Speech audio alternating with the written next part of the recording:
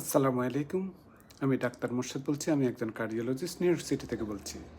আজকের আলোচনার বিষয়, আপনি যখন ভালো অনুভব করেন তখন কি হার্টের ওষুধ বন্ধ করে দেন? যদি হ্যাঁ, তাহলে শুনুন। আপনি অজান্তেই নিজের হৃদয়কে বিপদের মুখে ঠেলে দিচ্ছেন। হার্টের রোগ একদিনে হয় না, তাই একদিনে ঠিকও হয় না। অনেকেই বলেন, ডাক্তার এখন তো প্রেশার ঠিক আছে, আর কষ্টও হচ্ছে না, তাহলে ওষুধ খাওয়ার দরকার কি?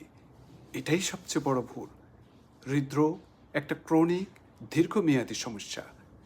আপনার ওষুধ ভালো কাজ করছে বলেই আপনি এখন ভালো আছেন। ওষুধ বন্ধ করলেই সেই নিয়ন্ত্রিত প্রেশার, নিয়ন্ত্রিত হৃদস্পন্দন আবার খারাপের দিকে যেতে শুরু করে। ওষুধকে নির্ভরতা তৈরি করে?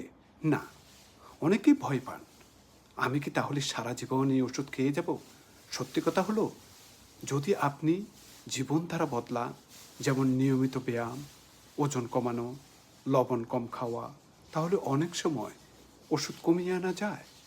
কিন্তু সেটা আপনার ডাক্তার ছাড়া সিদ্ধান্ত নেওয়া যায় না। সুতরাং ওষুধ বন্ধ করলে কী ক্ষতি হতে পারে? আপনার রক্তচাপ আবার বেড়ে যেতে পারে, হার্টের রিদম এলোমেলো হতে পারে, আবার অ্যানজাইনা বা বুক ধড়ফড় শুরু হতে পারে। সবচেয়ে বড় কথা, হঠাৎ হার্ট অ্যাটাক বা স্ট্রোকও হতে পারে। তাহলে করণীয় কি? কখনোই নিজের মতো করে ওষুধ বন্ধ করবেন না। ভালো লাগলেও রেগুলার চেক আপ করুন। প্রেশার বা হার্ট রেট নর্মাল থাকলে সেটা ওষুধের কৃতিত্ব। আপনি সুস্থ নন, আপনি নিয়ন্ত্রিত, এটাই মনে রাখবেন। শেষ কথাটা খুবই গুরুত্বপূর্ণ, এই যে ভালো লাগা মানেই ভালো থাকা নয়। আপনার ওষুধ বন্ধ করার সিদ্ধান্ত হতে পারে জীবনের সবচেয়ে বড় ভুল সিদ্ধান্ত। আপনার হার্টের যত্ন নিন, নিজের জীবনের দায়িত্ব নিন।